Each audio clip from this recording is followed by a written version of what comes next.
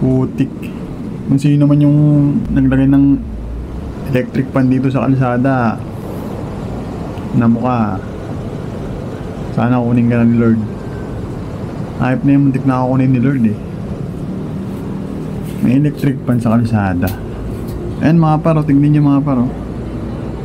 Ayun o, bahag. Ang lakas niyan mga par. Ayun, slow mo mga par. Ayun o, electric pan o. Oh, ang lakas mga par o. Grabe. Sino may naglagay ng electric pan dyan sa kalsada? Kunin ka na sana.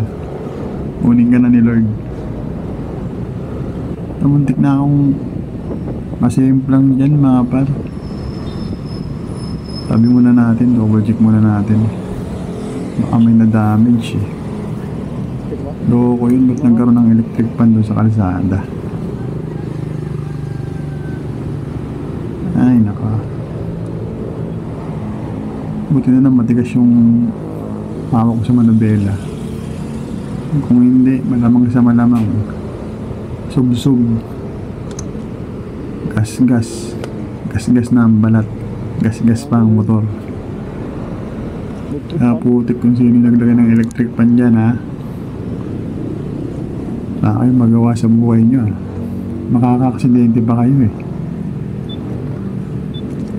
Double check muna natin mga par. Ang lakas kasi mga par eh. Nagulat din ako eh, nasa ilalim ng truck eh. Kung nalagpas ang truck, andoon eh. Hindi ko na rin naiwasan. Delikado mga par. Sobrang delikado.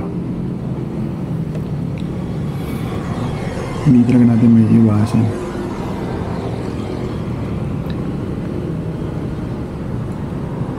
Double check natin mabuti ito mga par. Lakas talaga ng kalabog eh. Ayun, thank you pa rin kay Lord. Di tayo nasimplang. Check lang natin para sigurado. Electric pan. Parang katawan ng electric pan yun eh, tsaka yung ulo.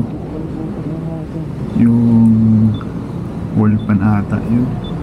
Ang tawag dun. Grabe yun. Bad trip yun. Sino man naglagay nun? Ayusin mo buhay mo ah. Hindi na ako masimplang dun ah. Grabe, wala mga par eh. Sagasaan ko eh. Electric pump pala yan. Yun, buti wala naman. Ride safe na lang palagi. Mga par. Ay nako.